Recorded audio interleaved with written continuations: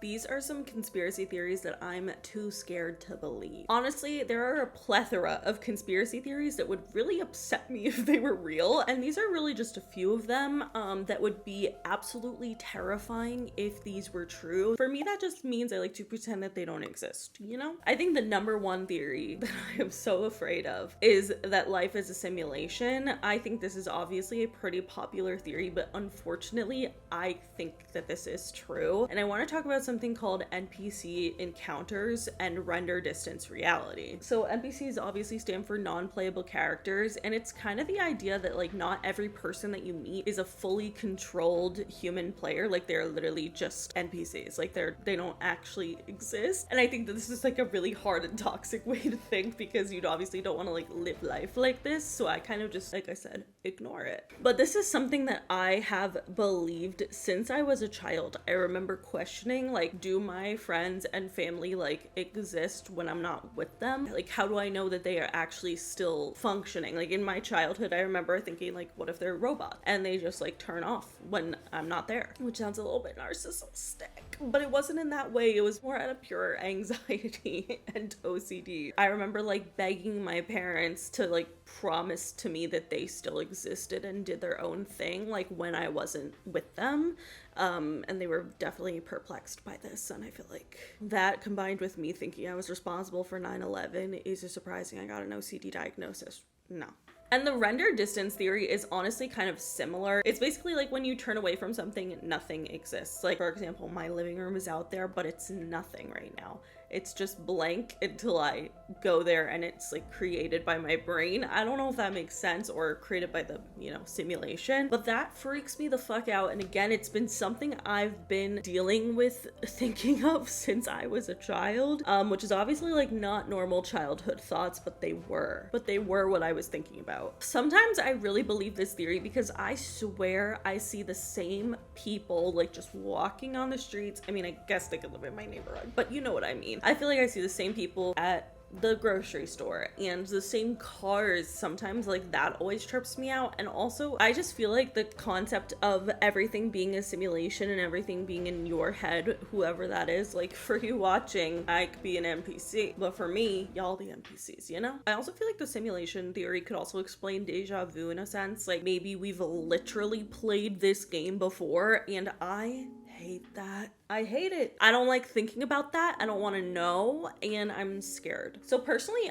even though I do believe life is a simulation and we're basically living in the Truman Show, I choose to ignore that because there's nothing we can do about it. Like, you know what I mean? I don't want to like live life as if everyone else is fake or I'm fake or literally whatever. So just to avoid spiraling, I kind of just ignore it, even though I do think it makes the most sense. And I don't like that. Sometimes I spiral and I feel like nothing's real and everything's fake and everything doesn't matter, and it's just not good. It's not good. Like the idea that life could be a simulation honestly scares the hell out of me. I don't want it to be that. I'm stressed out now. I probably should have ended with that instead of started with it. All right, the next theory I want to talk about is the doppelganger death omen. So there is a pretty popular conspiracy theory that before you die, you're going to see yourself, like you're a doppelganger, but it's like not you, obviously. It's just like a random person on the street. You see someone that looks exactly like you, wearing something you've worn before, and it's literally just you. Like it's a doppelganger. And there's been a long-running conspiracy theory that when you see this person, it means a huge life event, usually death, is going to occur. And I don't like that because now I'm hyper aware of seeing people who look like me. I don't like it. I mean, y'all used to call me Fat Sniper Wolf. Is she my doppelganger? No. It was just the glasses. Like imagine being about to get on the subway and you see someone stepping off like a few carts away that is literally you. I would need psychiatric help after that. A lot of it. And a lot of people who have had like near-death experiences claim that they saw their doppelgangers right before their accident or whatever the case may be happened to them. And again, I don't love that. All right, the next theory I'm too scared to believe has to do with mass amnesia devices. This is something that's legit. This is something that the US has tried to create. So it's essentially the idea that there are these mass devices that can cause people to forget a certain period of time. Like, and we've seen this be tested like in MK Ultra, Project Artichoke. There's so many different like actual like CIA documents of similar behaviors. So it's not so far off that there could be these like mass amnesia devices that use acoustic or electromagnetic radiation to make us forget things. And I don't like thinking about that because I kind of think it's true. A lot of people think that this is related specifically to aliens, and I agree. I think that this is what makes the most sense, and I've been saying this for a long time. For example, I remember hearing a story of someone who was in the car driving with their grandma and their mom, and then all of a sudden they saw this like flashing orange light in the sky, and it was a UFO, and they like fell asleep and woke up, and the grandma was in the driver's seat, even though the grandma can't drive anymore. Which, what the hell is that? The only explanation, and I'm saying this, if this happened to you, because like, what do you do? Because obviously I hear it as a story on Netflix, and I can just be like, they're lying. But if it happened to you, how do you I don't know. There's no rational explanation for this besides either the government has some sort of mass amnesia device or abduction by aliens, and the aliens like erase our memories. There are so many different stories from across the globe of people being abducted by aliens or remembering being abducted by aliens, but they don't remember the actual abduction process a lot of the times. They just remember seeing like a huge light and then waking up hours later. And I don't like it. I don't like that. I truly think the aliens know not to fuck with me though, because I feel like they know I would probably just go insane, and honestly it would probably create more of a problem for them, if anything. You know? The next theory I'm too scared to believe, and I'm honestly too scared to believe this because I think a lot of men would cry, but actually I kind of like that, is the idea that sports games are scripted. I've been saying this for such a damn long time. I just feel like the Super Bowl always happens in such a specific way where I just feel like it has to be scripted. For specifically like Taylor Swift, Travis Kelce is having such like a moment in their relationship, everyone's obsessed with them, and then all of a sudden Travis Kelce's team is in the Super Bowl. I'm not saying it like hasn't happened before.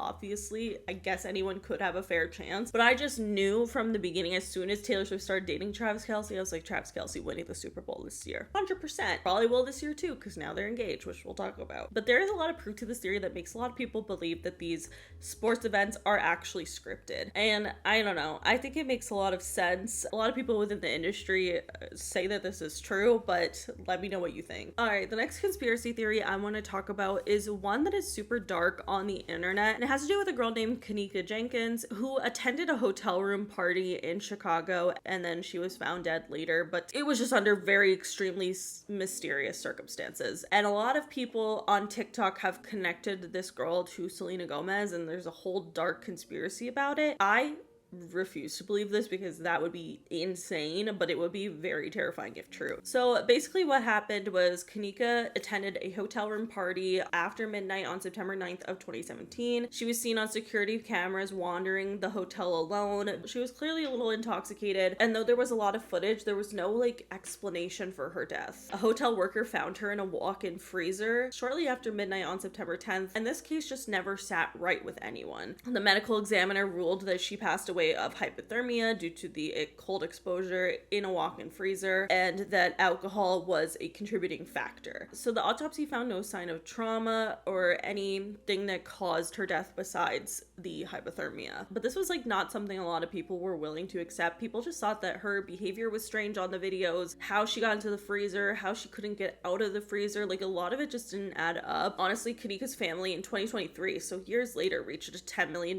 settlement with the hotel, and obviously frame this as, you know, negligence around securing areas that are supposed to be secured, obviously, and the hotel guests shouldn't be able to get into. So where Selena Gomez fits into this is people believe that because Selena revealed in September of 2017 that she had undergone a kidney transplant because of from lupus, even though she publicly named her donor as her friend Francia, a lot of people think that Kenneka's death was tied to illegal organ harvesting, and that somehow Selena Gomez ended up with her kidney. I don't think that this this is true. I will say that the concept of organ harvesting and Kanika Jenkins in particular makes sense. Like, I do think that that theory adds up a bit. Like, I think for sure there is just like a eeriness to the CCTV footage of Kanika walking around the hotel, but I also think that there's a strong possibility that this was just a freak accident. And honestly, I don't know why people really connect this to Selena Gomez. Like, I would be really upset if that were me. And honestly, I don't think that she said anything about this, but I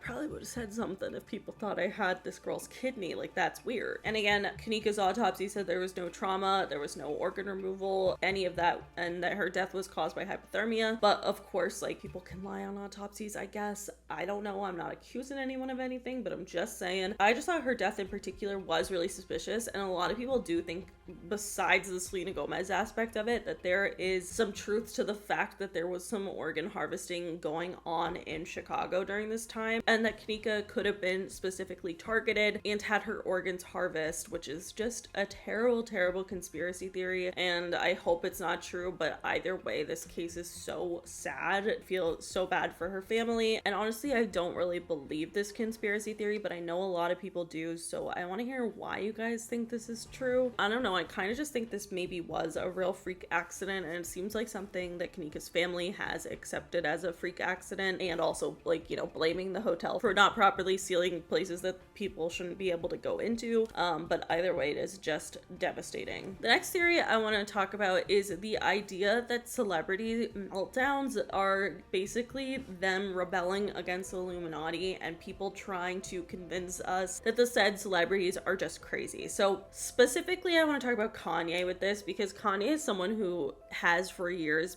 acted like he's been exposing the industry, exposing the Illuminati, and he's definitely been written off as crazy, and I don't want to take away from the horrible things that he's said and done, because he's obviously said some freaking bonkers shit that was just really fucked up. But at the same time, could there be some truth to what he's saying? Could there be some sort of spin that the government or the Illuminati or the elites or whoever you believe is trying to put on him so he seems like he's the crazy person? So whatever he says, we just throw it out and take it with a grain of salt? I don't know. I kind of think that that makes sense. And again, I will say, there's a lot of stuff he's saying is stupid and crazy, but I will say, even before Kanye like divorced Kim, like when he was doing better mentally, he was still speaking out against the Illuminati. So the concept of these celebrity crash outs really being them trying to expose the Illuminati kind of makes sense. You got to look at Britney Spears as well. Like, I think that making people sound or look crazy is easier, because then no one's gonna take them seriously or whatever they say seriously. And I think that makes a lot of sense. Like, honestly, I thought that that was true for a while, and it's really scary, because imagine being in that celebrity's position where you are trying to expose people and then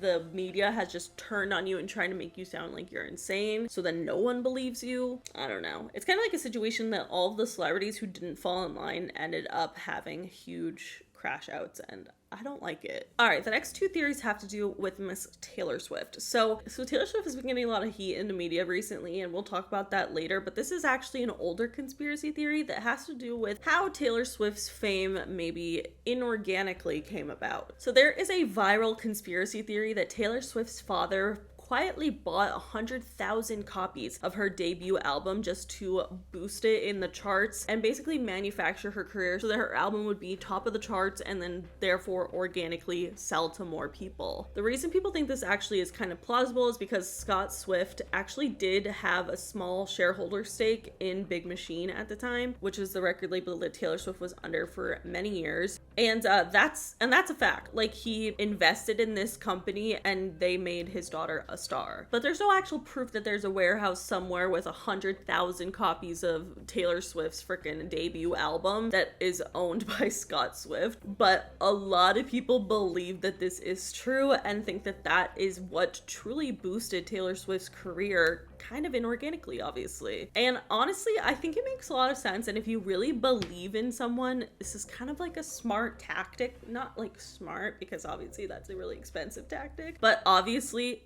if this were true, it would have worked out in their favor. Like, a million times Taylor Swift could have paid back that money. So I don't know. I think it's interesting, and I definitely think that there is a lot of people who have like inorganic rise ups to the fame that they're at. Like, I think a lot of it is real, and obviously real fans, like, you know, at the end of the day. But when they're first starting out, it's kind of a smart marketing strategy to either like pay Spotify to have their, you know, album pushed, or to buy a bunch of copies of the album. Like, obviously this was in like 2006, so maybe it was just before he could have done something more like logical, like paying Spotify or the radio or something. I don't know. But I have always believed this theory, and honestly I thought it was true. But it's a rumor, but I thought it was like genuinely true. Like, I would tell people that, so I guess I contributed to the rumor mill there. The next Taylor Swift theory I want to talk about is the idea that Taylor Swift and Travis Kelce's engagement announcement was timed very accordingly as a decoy. So recently, Taylor Swift has been getting kind of a lot of hate. I mean, it's like not really that dramatic when it's Taylor Swift, because she's obviously one of the most famous people on earth. Like, she'll be fine. She can't really get canceled. Either way, though, a lot of people have been recently talking about, at least all over my For You page on TikTok, about the controversy of supporting Taylor Swift because she is a billionaire, and the whole ethics behind being a billionaire and the way that she travels on her jet and all of that stuff. Like, this has been like a really prominent topic lately that I've seen a lot of people talk about online, and a lot of people think that Taylor Swift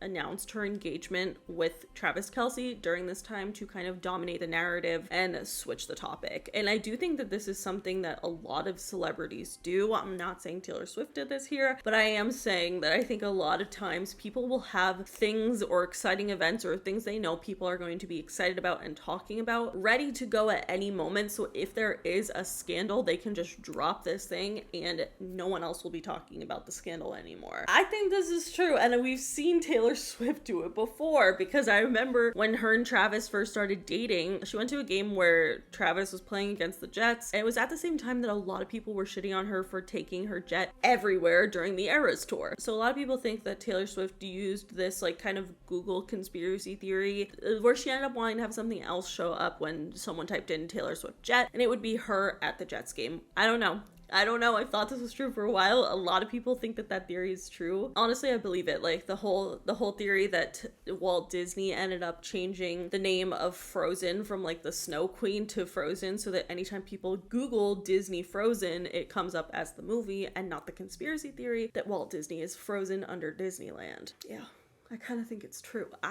Sorry, I do. I think it makes a lot of sense, and I get why they would do this. So to me, I don't think the idea of celebrities having things to announce in their back pocket anytime like a controversy is happening, they're either going to capitalize off of it, or people are going to completely forget about the controversy because they're talking about the new thing. I'm just saying it's kind of basic marketing. I think it's real. Speaking of, I think the number one person who is subscribed to that kind of conspiracy theory is Kris Jenner. I think Kris Jenner has a whole crisis calendar. And I swear, anytime the Kardashians have something negative come out about them, or even just in the headlines in some way, one of them has a product to promote, etc. Like, stuff like that happens all the time with the Kardashians. I just think at this point it's definitely on purpose. I think they get word of when something is going to come out. Actually, we know they do, because we've seen it on the show. We've seen talking about like, oh, okay, this rumor or this story is going to come out today. So it makes sense that when they become privy to the fact that there are going to be some sort of scandal or headline released that later that day, that it makes sense that they would drop the new thing that they're trying to promote that morning. I again feel like this is basic PR, and I think it's